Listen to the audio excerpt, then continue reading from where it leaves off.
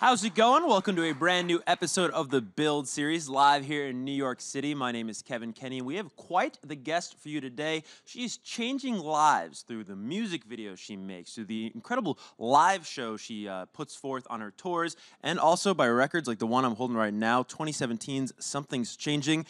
Joining us now live in studio, Miss Lucy Rose. Hello. How are you? Yeah, very good. Hanging in there? I'm surprised you're even awake right now. You're in the midst of a very intense tour. You just played a sold-out show last night in Boston. Yeah. How was that? Yeah, it was wonderful. It was a beautiful seated theatre, and it was just very quiet and intimate and sad. Yeah, sad. Well, not sad. I mean, people were probably getting emotional, but you told me an amazing story I'd love for you to retell. You told me backstage, but I'd love for you to say it right now, is that you hadn't played Boston in like 5 years. And so when you're doing these intimate shows, it gives you the ability to sort of address the audience, really have a one-on-one connection. And there was a poignant moment with one request, a song request. Can you tell that story? Yeah, I guess because I haven't been there for 5 years, I often think my set list, I'm never going to play everybody's favourite songs. And I feel like for the fan out there, if there's one song that really means something to them, I'd like to play it. So I kind of just say, oh, if there's anything in particular. And this one gentleman right at the beginning was like, don't you worry, please. And it got to the end of the set, and I've seen tweets from him for almost every day asking me to play this song. And I haven't played it for 2 years probably. So I kind of said, oh, why does it mean so much? Was it too personal? And he was like, it probably is too personal, and I'll get upset if I think about it. But the first time I heard it, I cried. And I got to play this song just straight for him, and it's just kind of nice. It mixes things up, and I hadn't played it for so long, and it reminds me of the meaning of the song as well, and things like that. Isn't that, I was thinking about this, I don't know if there's anything else in the world that has that transferable power like music does, because that song, you wrote that song, and it meant something to you, and it came from a very personal place in your personal life, and it could mean the same thing, but it couldn't, right? It could mean a totally different thing to that man at that show, and it means just as much to him as it does to you. I think it's just a beautiful byproduct of making music. Yeah, it's quite amazing. It gives music a deeper meaning than originally. Like you said, when you first write something, you go, oh, this has got this meaning to me, and I care a lot about this, and the fact that someone else has a connection, you realize how much bigger it is than just your own thing. Yeah, powerful, incredibly. There's so much to talk to you about. We got about 20 minutes on the show today. I wish we had, an hour and 20 minutes, because I said at the top, from the music videos you make, I'd love to get into, to the tours you go on, to the record, of course. But I think a great starting point is that I think launched everything that's going on in your life right now is this wild Latin American adventure you went on. Yeah. Not too long ago. But just to set the stage before we dive into it, is that what's amazing, there's a lot of bad things about social media and modern day technology, but there's also incredibly positive things. You can connect to fans like never before. And so you became aware through tweets and through Spotify that you were really popular in all of places in Latin America. I didn't actually realize at the time. I sort of was getting the odd tweet. And I think Mexico City for a while was my most listened to city in the world. And I was thinking, that's so crazy. I've never even been there. But I still didn't know if there was going to be many people there, and I tried to get shows booked there, and no one would book me because they're like, no one's heard of you, you're not played on radio, your record's not even physically released here or anything, so no one would really take a risk on me. So I was thinking about how can I get out there, and I was definitely at a point where I put out my second record, and I'd lost my confidence. You know how it is putting music out, and I've been doing it for nearly 10 years, and I was thinking maybe no one really does care about it, I'm not really sure. And I've seen these odd tweets from the same people that I kept recognizing saying, I wish you would come to Argentina. I live in this tiny town and never been on a plane, and I've never been to a gig, but seeing you play live would be a dream.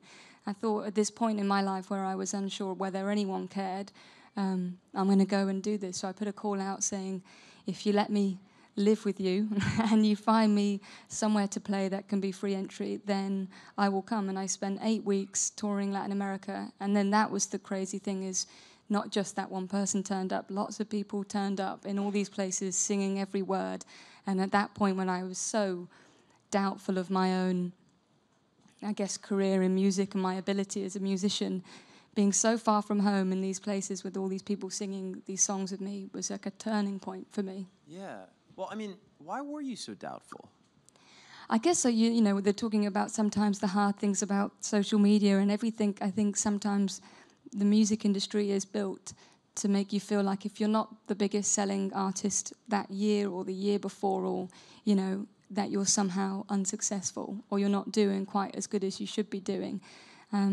And I think that's what gets, you know, a lot of musicians starting to doubt themselves. You know, I'm not selling out big shows and, you know, all those things. Am I actually any good or not? And expectations are so high. And then eventually, you know, your own confidence and your own belief in yourself can only take you so far until you start questioning that. Yeah. And yeah, I kind of realized that it did matter to somebody, and if it mattered even just to one person, then I should keep writing music. And that's everything. Yeah. I'm curious, so was that your intent when you started making music? Did you want to be the biggest commercially, you know, viable star, or was that something you kind of felt you had to aspire to once you got into the business? I still don't want to be. I think it's more of you worry about everyone else's perceptions than your own. You know, I was always the person in the room looking at how many records I'd sold or my gigs being the pleased one. Like, this is going really well, right? Right. And sometimes everyone else being like, well, you're not Ed Sheeran, so we're not sure. So then it's those conversations where you're like, oh, really? Is this not as good? Because I felt like I just was living my dream the whole time. I was doing it. I was playing gigs. I was putting music out. I had nothing to complain about. Yeah. So. Touring down there for 2 months, on, you know, staying with strangers, playing, you know, probably in unorthodox venues. What are some of the craziest memories you have? Like, what was the wildest living arrangement that you went through on that tour? There were so many, you know, some people were staying with families who had kids, and there was somebody we stayed with in Brazil who her and her brother had bunk beds. And we went in and they were like, you and your husband can take the bunk beds and we're just going to sleep on the floor next door. And I was like, this is so terrible. I feel really terrible. And I just realized that's what was really, you know, like heartbreaking and heartwarming about the whole thing, is this was a stranger who was literally going to sleep on the floor and let me have their bed so I could play a few of my songs to them. And it was, the whole thing was really overwhelming. It's crazy. And it got just, again, the power of music. It's overwhelming. What is the most unorthodox venue that you played on the tour? I wanted to ask you. So many. Yeah. So many. Right? Very creative. Yeah, lots of different cafes and a winery, and ended up playing the British Embassy once. But there was, in Sao Paulo, the family we were staying with, he owned a laundrette. So he kept being like, the gig will be fine, it's at my laundrette. And I was sort of like, okay. I didn't really know what he meant. And then we got there and we went up to the first floor and he'd moved the glass panellings out of the shop window. So I was on the first floor up, just looking down on the street. And then him and his friend were just holding speakers above their heads, just shaking, just like, holding the sound system.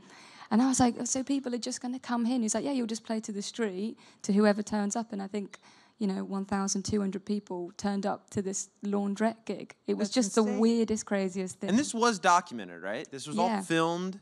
My husband filmed it all in the house. Over there. So we edited it together. We kind of just filmed it for us, thinking this is a crazy trip and we should film it for us.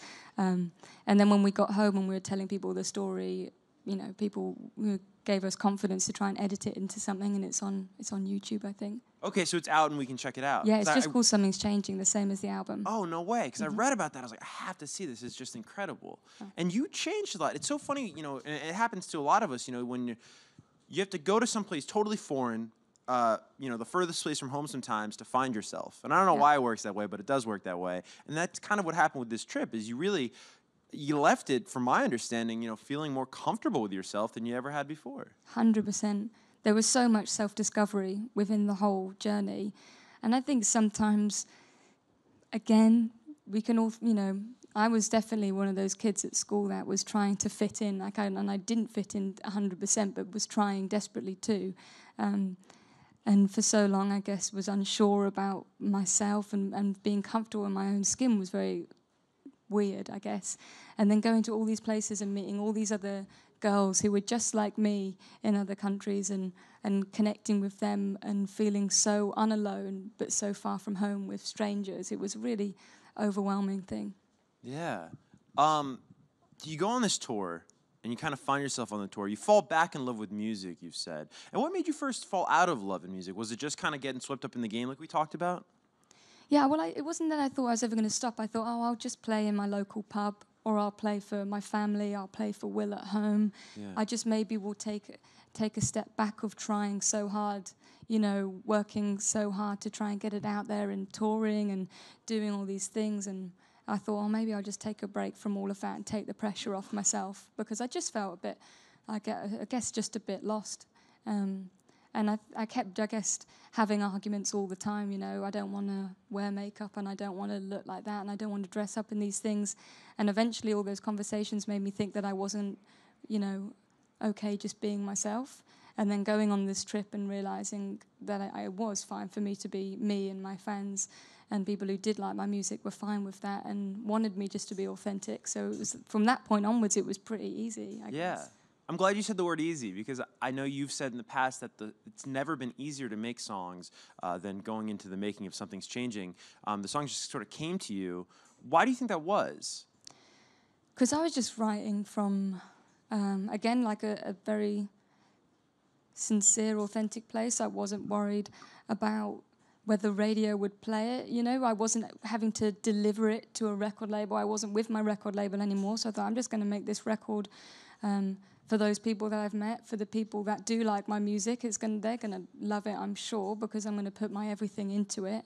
And I just, all of those other worries sometimes about songs not being, you know, commercial. And I thought, look, I'm just gonna write this really, heart and sleeve, sad, emotional record, and it's going to mean something to somebody. And if it's just one person, then I should feel okay about that. Yeah, it cracks me up when, you know, you get that pushback from, you know, whether it's a label or, you know, some guy in a suit in some office somewhere you never even met, right? Where it's like, you know, they needed a certain BPM or there needs to be a certain tempo, and it's like, you know, us as kids, what made you first fall in love with music, what made me first fall in love with it, had nothing to do with those technicalities, right? It's what you feel. And this, obviously, this record is making people feel a ton of stuff. I'm lucky enough to have the record right here. And, I mean, there's a bunch of songs on this record, whether I'm a huge fan watching right now of this record or if I'm going to check out the record after watching Build today. Is there a song on this track list that came the easiest? You know, that just kind of flowed just from the get-go? I don't know, because I feel like easy is, in one way, it's what I mean by easy is natural. It was natural. I should say that, natural, not easy, but just Well, free I said flow. easy, it's my fault, but it's natural, but at the same time, I had to push myself quite a lot to delve a lot deeper into my own feelings and be brave with what I was writing about. So there's quite a few. I mean, Floral Dresses is deeply personal, but then there's songs like Moirai, which I wrote because Moirai is the Greek god in charge of people's fates. And I was thinking a lot about fates and fortune, just from the people that I'd met and the stories that I heard of how tough life can be in so many places. I wrote that one kind of for those people about how difficult it can be. So there's a lot of different stuff. I really like Is This Called Home as well, which is the second track. So lots of different stuff. Yeah. It's a popular thing to say, you know, when you're doing promo for a record. This is my most honest record ever. You know what I mean? But this is has to be your most honest record ever, just because of the place that you were in when you wrote it. Are there any themes throughout these songs that you were scared to approach before, that you weren't able to, and now you are, because you are so comfortable with yourself? Probably quite a few, to be honest. Different themes. Second Chance, again, is one that I wrote because I was spending Christmas with my husband's family and his great aunt. We were looking at old photos of her, and she said, we found an old one where she was about my age, and she went, oh, look how lovely I was, look how gorgeous I was. She said, I never would have thought that at the time, I'd never would have said that at the time, or even looked in the mirror and thought that of myself, and it takes me now to be, you know, an old lady looking back at myself to actually realize that. And that really stuck with me as something important, because I'm exactly the same, and I think so many of us are, and it shouldn't take us to be looking back at ourselves to realize that we are good and we are lovely. So that's kind of what Second Chance was about. That's awesome. You recorded this, is it with, who produced it? Tim Bidwell? Yeah. Tim Bidwell produced it. And you did this actually in his home studio. Yeah. What effect does that have on the music that you make, recording it in that setting as opposed to some sort of like rigid, cold, professional, you know? Totally different. The first record I did in my parents' living room. At the time I was unsigned, so it was pretty similar to the first one. with the atmosphere. And the second one was, the studio, and the clock was ticking, and there was a lot of pressure and things. So this one was very chilled. It was sort of like, right, we're tired, should we go to the pub and relax and have a drink? Or, if it was not working, go to the sea, go for a nice walk, because it was in Brighton. And Tim was just like the funniest, most easygoing person. So I think I just spent, even though we were making this like deeply personal record, I spent most of it just laughing so much.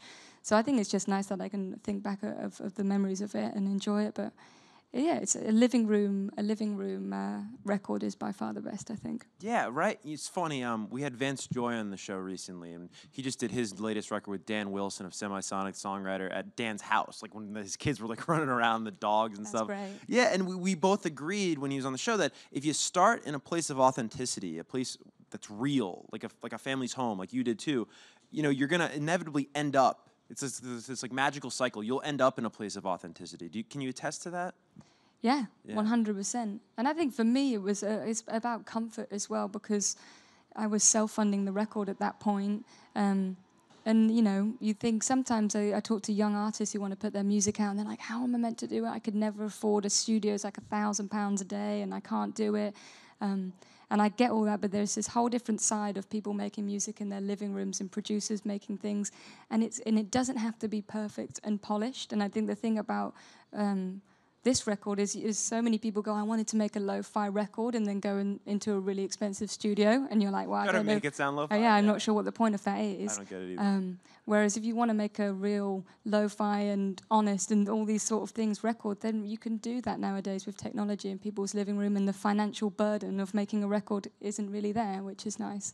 Totally. I've talked a lot or teased a lot about these music videos that you make that are so lovely and so meaningful. There's never just like, a thoughtless video you put out. They all have, it's really an art form what you do. Two I wanted to highlight really quick is All That Fear is the first one. Very cool. I've never seen a video like that. I'm sort of like a music video geek. Yeah, because it's really just one or two shots, right? And it's you just kind of looking to the side. But as poignant as it is, as stunning the video as it is, that was not the original plan, I understand. I don't know. I can't remember what the original... I don't think we had a video for it. I mean, All That Fear, it was a sort of track that didn't end up on the record, but a song that I wanted out there, so we released it, and it suddenly was getting like a really good reaction, and people were playing it, and it was great. And I just supported Ben Folds a couple months ago, or in February last month, in Australia, and it was my first time there. And Will, my husband, we were traveling together, and he does loads of filming, and I was like, we should make a music video for this somehow, but I'm not sure what. And we were in our hotel in Brisbane, and I was looking, they had like one huge window and just with natural light. So I thought, imagine the same shot of me in exactly the same place, but it's just the light is hitting my face differently, so it's sort of just showing the different sides and how different you can look in different places just down to the light. So it's a really simple concept, cost nothing to make, we just made it together, and I really like it. Yeah, beautiful video. Another just stunning video, very moving video of yours is for The Strangest of Ways. Can you tell that story? Because I mean, we've talked a lot in this discussion about your connection to the fans. That's a best example I can think of, a connection to the fans. Yeah. I did a gig in Bristol, I'm trying to remember. I think it was July when the record came out. And I was showing this documentary about this trip because it explains so much about the record. And after the gig, I got an email from a father who had sent me my emails just on my page so anyone could message me. And he was like, me and my daughter came today, but my daughter has got chronic pain, chronic illness, and she's in a wheelchair. And she found, actually, I thought your video about your trip around Latin America, I thought she'd find it really inspiring, and it didn't. It made her feel pretty sad. It made her realize that there was a lot she wanted to do with her life, and that she thinks that, she knows she won't be able to do a lot of those things and fulfill a lot of those dreams that she has. And I just sort of read this email and thought, I thought that this video would make everybody feel something or be able to connect to it somehow, and I just hadn't thought about it having, I felt so stupid kind of that I hadn't thought about it from someone like that's perspective. And then I was thinking about the music video for Strangest of Ways, and I thought, I've got a little bit of a budget to make something interesting. Maybe if I spend that budget on her and we can do one of those dreams of her somehow, and we'll do something together. And then the next gig in Bristol, I saw her, and I sort of was thinking of it, and I thought, I don't know if I'm brave enough to ask her, and And then she came to the next gig in Bristol, and she was there, and then she was like, "Thanks for playing Strangers of Ways. It's my favorite song." And then I was like, "I'm just gonna ask her." And I was like, "Do you want to be in this music video? Is there anything that you've always wanted to do, but for different reasons you haven't been able to, and we could do it? We'll make it happen somehow." And she thought about it, and she was always wanted to go to Giant's Causeway in Belfast, which is so beautiful. So I kind of booked it all, booked the flight. I think it's her second time ever on a plane. And we went, and we did this trip, and we had 4 or 5 days there, and it was just so much fun. And that was the music video, was her taking in this beautiful sight and having one of those moments. And I just wanted to make something that for someone who's in her position would be able to relate to. I thought that was important. And it's rare, as tender a moment as that is captured on film, and then it's obviously paired with a beautiful song, and just great work is all. Thank you. Big fan. Well, we have these amazing studio audience members here, and we have some questions for you, and we're going to get to some right here. Your Latin America tour just sounded amazing. So I was wondering, when you were a kid, was there any artists that you looked up to that if they were doing a tour like the one you did, you would want them to stay with you? Oh, I had my taste in music when I was younger was very different. I think my first gig was an Avril Lavigne gig. I still love her. So it's different. There's a lot of different artists that I would love to offer my house to, 100%. So maybe I might go with Avril Lavigne just because I think that would be great and hilarious. But yeah, I suppose our house is pretty open to all musicians. So if anybody needs somewhere to stay in London, that's possible. Awesome. Do you have a favorite Avril song, by the way? Oh God, I'm with you. Oh wow! You know, that's like a sad I Avril like song. sad stuff. You would have picked a sad song. Yeah, I like sad music. Next question back here. Hi, thanks for being here. Is there anything special that you do to get into the songwriting mood? I feel like the whole thing's a mystery to me. I wish I could understand, why one day I can sit and play and it be good, and the next day it's terrible. I often don't know. Inspiration, I think it just comes from everywhere, and when the moment's there, I guess kind of all my plans go out the window, and I'll just make the most of that moment and the words feeling right and everything sounding okay. So I guess it's just about taking the moment, and if it's not working, not pushing it. All right, we have time for one more right here. Hi. I was wondering, you just mentioned, doing Avril Lavigne covers, and then you obviously do the music that you do now. And I'm curious about what attracted you to evolve into this style of music. What I guess motivated the interest in this genre or this style. Yeah. Well, I think I was sort of naturally. I taught myself guitar, and that was a big part of the sound. Was quite folky from just playing acoustic guitar.